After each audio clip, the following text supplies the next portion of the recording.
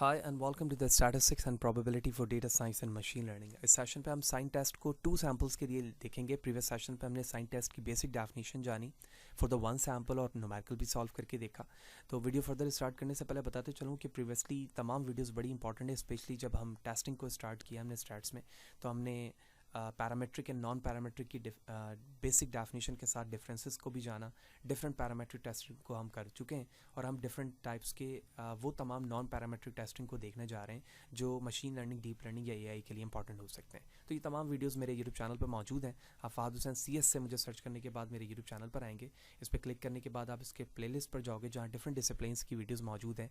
With ease आप इन तमाम को वॉच कर सकते हैं।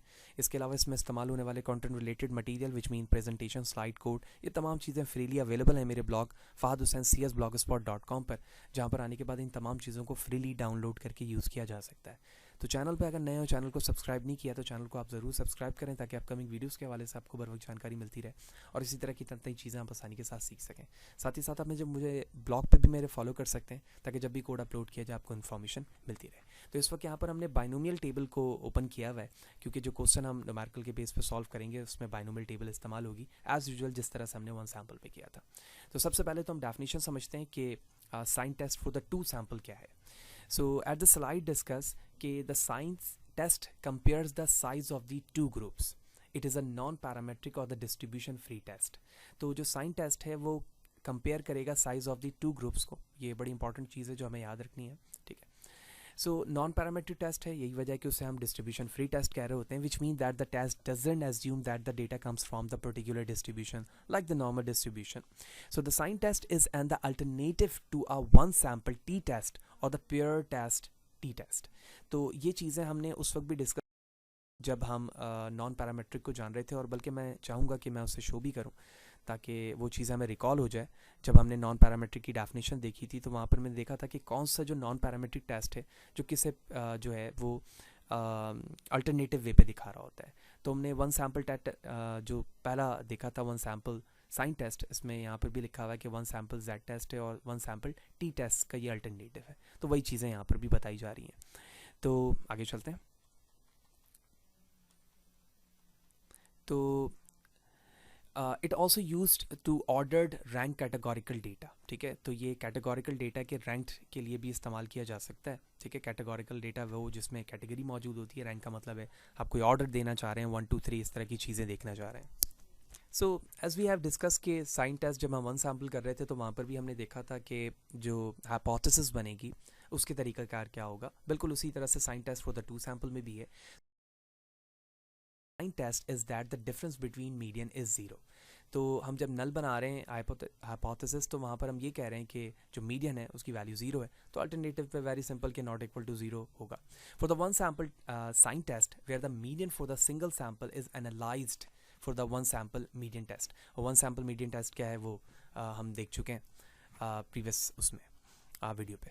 तो how to calculate a paired match sample sign test. Paired match का मतलब ही यही है, या पेयर्ड जब सैम्पल कहता हूँ या मैं मैच सैम्पल कहता हूँ उसका मतलब है कि data come from the dependent samples या डिपेंडेंट पॉपुलेशन।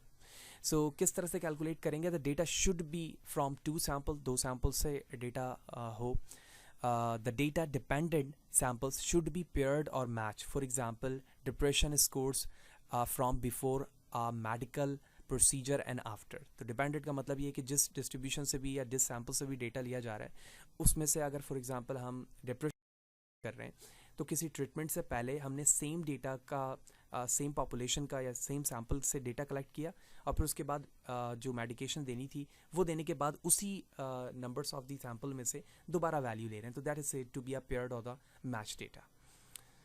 तो बेसिक डेफिनेशन हमने जान ली। अब हम यहाँ पर उसके प्रॉब्लम को करेंगे तो बहुत अच्छी तरीके से बात हमें समझ में आ जाएगी कि sign test for the 2 samples किस तरह से होते हैं। ओके, तो क्वेश्चन डिफरेंट तरीके के हो सकते हैं, ठीक है। हम क्वेश्चंस को अंडरस्टैंड करेंगे और टेक्निकली किस तरह से क्वेश्चन पूछा जा सकता है, किस तरह के प्रॉब्लम होते हैं साइन टेस्ट में, उसे हमें समझना है। तो इस वक्त हमारे पास जो है, अगर आप डेटा सेट को देखें तो हमारे पास सेट 1 है और सेट 2 है, और यही हमने डेफिनेशन पे देखा कि हमारे पास 2 ग्रुप ऑफ द डेटा होंगे। जो मीडियन वैल्यूज़ है, जो हमने नल हाइपोथेसिस में कहा हुआ है कि no difference is median on the sign difference. तो जितने भी साइन डिफरेंस होंगे उसमें कोई भी डिफरेंस उनकी मीडियन वैल्यूज़ में नहीं है, साइन वैल्यूज़ जो है। जबकि अल्टरनेटिव में बताया गया median of the sign difference is less than 0, यानी वो 0 से कम है। यही चीज़ें हमने प्रीवियस स्लाइड पे भी देखी। तो क्वेश्चन किसी भी तरह का हो सकता है। हमारे पास जो क्वेश्चन मौजूद है वो कुछ स्कोर्स हैं सेमेस्टर्स के स्टूडेंट के एंड ऑफ द स्प्रिंग, ठीक है। स्कोर है यहाँ पे end of the spring and beginning of the fall semester, यानी किसी सेमेस्टर के एंड का और नेक्स्ट सेमेस्टर के स्टार्ट का। So the hypothesis is that the summer break means a significant drop in the test score और the not. इस चीज़ को हमें एनालाइज करना है by using a sign test of the 2 sample. तो हमने डेटा सेट को कलेक्ट किया, टेस्ट 1 की तमाम वैल्यूज़ लिख दी, टेस्ट 2 की वैल्यूज़ लिख दी। अब हमें इनका डिफरेंस निकालना है, यानी सेट 1 माइनस सेट 2, वो हमने यहाँ पर किया, तमाम वैल्यूज़ आ गई। हम जानते हैं कि जब हमारे पास वैल्यू 0 आती है तो हम वहाँ पर कोई भी टेस्ट कोई भी साइन नहीं लिखते हैं, जैसे कि मैंने यहाँ पे लिखा, और तमाम वैल्यूज़ यहाँ पे लिख दी हमने।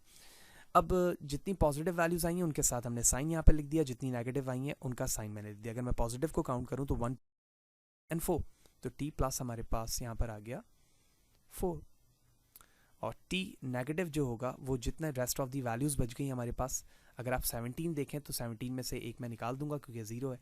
16 में से अगर मैं 4 निकाल दूँ तो 12 बच गए। इसका मतलब ये है कि नेगेटिव साइन जो है हमारे पास 12 है। पहला हमने काम कर लिया क्वेश्चन अंडरस्टैंड करना, किस तरह से क्वेश्चन लिखे जाते हैं, डिफरेंस निकालना और उनकी साइन वैल्यूज़ लिखकर ये देख लेना कि कितने पॉजिटिव और कितने नेगेटिव वैल्यूज़ हैं। इसी चीज़ को मैंने स्लाइड पे भी मेंशन किया हुआ है कि हमारे पास 4 पॉजिटिव और 12 नेगेटिव्स मौजूद हैं। So the 12 negative seems like a lot, but we cannot say for sure that is the significance that's such that it didn't happen by the chance until we run the sign test. So second step में हमने सारी चीज़ें देख ली question समझने के बाद। Third में क्या करना है, हमें n को फाइंड करना है, क्योंकि n 17 था। जब हम वहाँ पर नेगेटिव वाले वैल्यूज़ को हटा लेंगे तो हमारे पास n की क्वांटिटीज़ क्या बन जाएगी, 16, जो हमने प्रीवियस स्लाइड पे भी देखी। अब हमें यूज़ करना है बाइनोमियल डिस्ट्रीब्यूशन को। बाइनोमियल डिस्ट्रीब्यूशन पे हम जानते हैं कि नंबर ऑफ़ ट्रायल्स की वैल्यूज़ होती हैं हमारे पास, अगर मैं बाइनोमियल डिस्ट्रीब्यूशन इस्तेमाल कर रहा हूँ, और उसके बाद हमारे पास सक्सेस और फेलियर की वैल्यू होती है, जो नॉर्मली हम 50% और 50% इस्तेमाल कर रहे होते हैं। तो अब हमें p वैल्यूज़ को फाइंड करना है और उस p वैल्यूज़ को कंपेयर करना है लेवल ऑफ सिग्निफिकेंस से, और जिसके बेस पर हम ये कंसीडर करेंगे कि हम अपने नल हाइपोथेसिस को एक्सेप्ट कर पा रहे हैं या रिजेक्ट कर पा रहे हैं। So the for finding the p value we are going to use a binomial distribution table. So the first step of this, 0.5 for the probability, the null hypothesis is that there are an equal number of the sign 50 by 50. तो पहले हम null hypothesis में यही assume कर रहे हैं कि 50% ही positive sign है और 50 ही negative है। Therefore the test is simple binomial experiment with a 0.5 chance या 50% chance of the positive and 50% chance for the negative, assuming the null hypothesis is true at the starting. तो हम पहले में यही assume कर रहे हैं कि जो 50% and 50% जो हमने chances यहाँ पर लिए that will be true, ठीक है। अब हमें क्वेश्चन के मुताबिक देखना है कि हमारे पास 60 नंबर ऑफ दी ट्रायल्स मौजूद हैं, यानी 60 एक्सपेरिमेंट है हमारे पास टोटल। तो n हमारे पास यहाँ पर हो गया n 16। अब हमें ये देखना है कि पॉजिटिव साइंस कितने हैं। पॉजिटिव हमने यहाँ पे देखा है कि 4 है क्वेश्चन के मुताबिक जब हम स्टेप नंबर 2 पे थे। तो ये है हमारे पास सक्सेस की values. Here is the smaller of the either of the positive or the negative sign from step 2. Step number 2 पे हमने यही देखा है। तो 4 वैल्यू ज़रूर छोटी है, लेकिन हमारे पास सक्सेस की वैल्यू यही है। तो अब हमें ये देखना है कि 16 बाय 4 पर बाइनोमियल डिस्ट्रीब्यूशन हमें क्या वैल्यू दे रही है।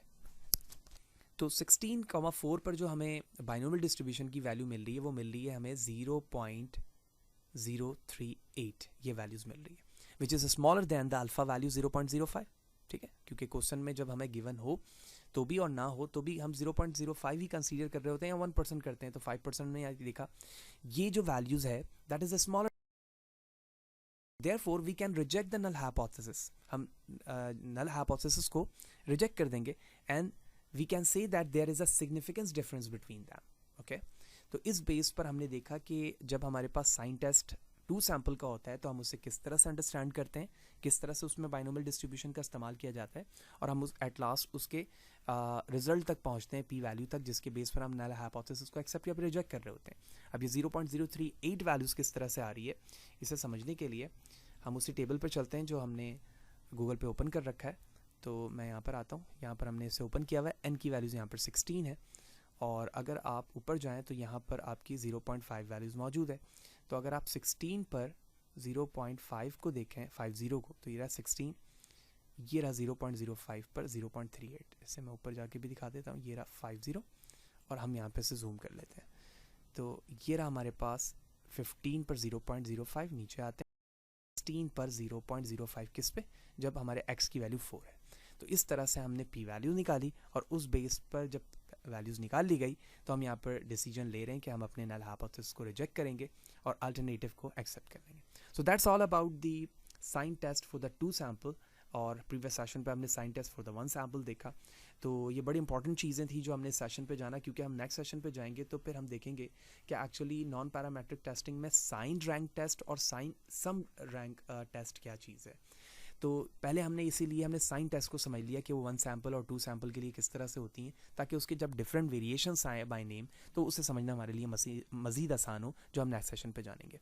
तो वीडियो अच्छी लगी है तो ज़रूर लाइक करें, ज़्यादा से ज़्यादा लोगों को शेयर करें, और चैनल पर अगर नए और सब्सक्राइब नहीं किया हुआ है तो क्या सोच रहे हैं, ज़रूर सब्सक्राइब करें, ताकि इसी तरह की चीज़ें आप आसानी के साथ सीख सकें और मुझे मोटिवेशन मिले कि मैं आपके लिए इसी तरह की इंपॉर्टेंट चीज़ें आसानी से बना सकूँ। See you in the next session.